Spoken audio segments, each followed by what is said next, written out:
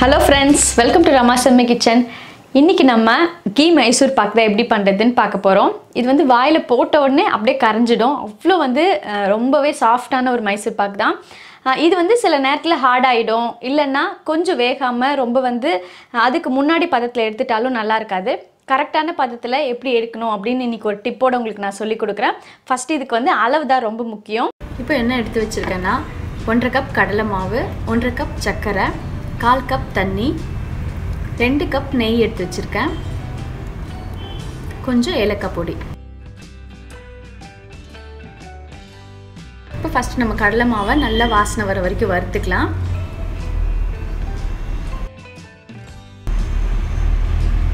கடலை மாவு வந்து கலர் மாறக்கூடாது, அதே சமயம் அதோட பச்சை வாசனை நல்லா போகணும். ஒரு 5 நிமிஷம் நல்லா வறுபடணும்.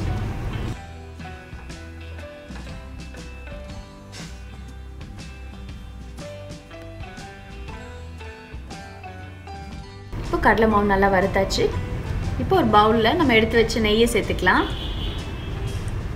நான் வந்து இன்னைக்கு 1.5 கப் நெய் சேர்த்துக்கிறேன். இந்த மாதிரி நெய் நிறைய சேர்த்துட்டிங்கன்னா நம்ம செய்யும் போது ரொம்ப ஈஸியாக இருக்கும். இப்போ இது கூடவே நம்ம வறுபட்ட கடலை மாவு இதில் சேர்த்து கரைச்சிக்கலாம்.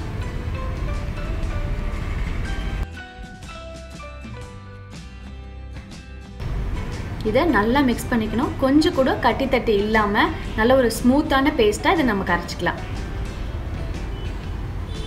இப்போ கரைச்சாச்சு.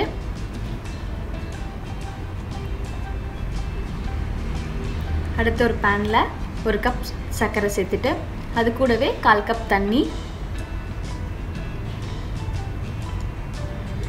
சர்க்கரை நல்லா கரைஞ்சி நம்ம இது வந்து நல்லா ஒரு கம்பி பதம் வர வரைக்கும் நல்லா காய்ச்சணும். இதை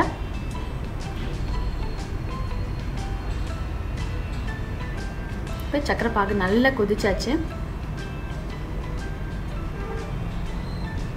இப்போ இந்த மாதிரி கரண்டியில் கொஞ்சமாக எடுத்து நீங்கள் தொட்டு பார்த்தீங்கன்னா இந்த மாதிரி ஒரு கம்பி பதம் வரணும்.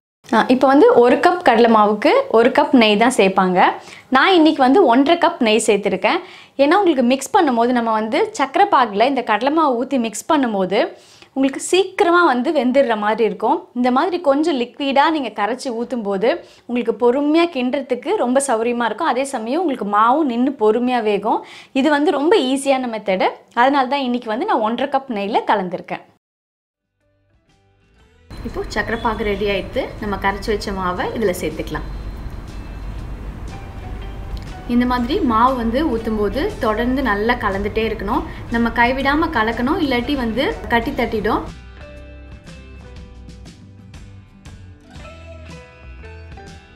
கொஞ்சம் கொஞ்சமாக சேர்த்துட்டு இந்த மாதிரி நல்லா கலந்து விட்டுட்டே இருக்கணும். மாவு வந்து நல்லா மீடியம் ஃப்ளேமில் வச்சுக்கோங்க. கலந்து விட்டுட்டே இருந்தால் மாவு நல்லா திக்காய் வரும். இப்போது இந்த மாதிரி திக்காய் வர நேரத்தில் உங்களுக்கு நம்ம விட்டு நெய் எல்லாமே மாவு வந்து அப்சர்வ் ஆனதுக்கப்புறமா இன்னும் கொஞ்சம் நெய் இப்போ நம்ம சேர்த்துக்கலாம். இப்போ நம்ம 2வது வாட்டி நெய் சேர்த்ததுக்கப்புறமா கடலை மாவு நல்ல பாத்திரத்தில் ஒட்டாமல் உங்களுக்கு நல்லா ஒட்டாமல் அழகாக வருது. இந்த ஸ்டேஜில் கொஞ்சமாக ஏலக்காய் சேர்த்துக்கலாம். இப்போது ஏலக்காய் சேர்த்துட்டு ஒரு 2லேருந்து 3 நிமிஷம் நல்லா கலந்து விடலாம். இப்போது கரெக்டான பதத்துக்கு வந்தாச்சு. இப்போ இதை வந்து ஒரு பாத்திரத்தில் நம்ம மாற்ற போகிறோம். இப்போ ஒரு ட்ரேயில் நான் நல்லா நெய் தடவி வச்சுருக்கேன். அதில் நல்லா சூடாக இருக்கும் போதே ஊற்றி நல்லா நம்ம சமமாக பண்ணிடலாம். இப்போது இந்த பேனில் நம்ம சூடாக இருக்கும் போதே ஊற்றிடலாம்.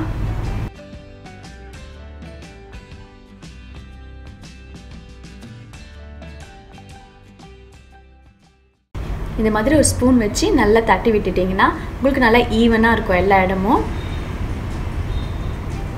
இப்போ இது நல்லா சூடு ஆறுற வரைக்கும் நல்லா ஒரு 2லேருந்து 3 மணி நேரம் ஆறட்டும். இன்னொரு விஷயம் என்னென்னா, உங்களுக்கு மைசூர் பாக் கரெக்டாக வருதா அப்படின்னு நீங்கள் டெஸ்ட் பண்ணுறதுக்கு ரெடி ஆனதுக்கு அப்புறமா கொஞ்சமாக எடுத்து இந்த மாதிரி உருட்டி பார்த்தீங்கன்னா கரெக்டாக இந்த மாதிரி உருட்ட வரணும். இதுதான் கரெக்டான பதம். இப்போ இது ஆறட்டும். இப்போது நல்லா ஒரு 3 மணி நேரம் ஆறுனதுக்கு அப்புறமா இப்போ இதை ஒரு பிளேட்டில் வந்து மாற்றிடலாம்.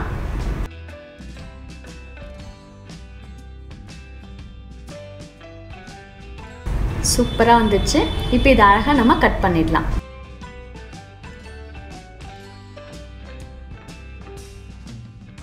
இப்போது நம்ம வெட்டும் போது பாருங்கள் எவ்வளோ நைஸாக அது உள்ளே போகுதுன்னு. இந்த அளவுக்கு சாஃப்டாக இருக்கணும். நம்ம கரெக்டான பதத்தில் செஞ்சோன்னா இந்த மாதிரி ஈஸியாக உங்களுக்கு கட் பண்ணுறதுக்கு வரும்.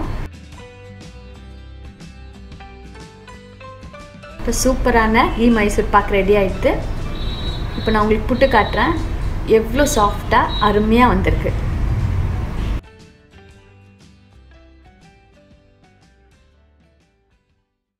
இப்போது அருமையான நம்மளோட கீ மைசூர் பாக் ரெடி ஆகிடுது.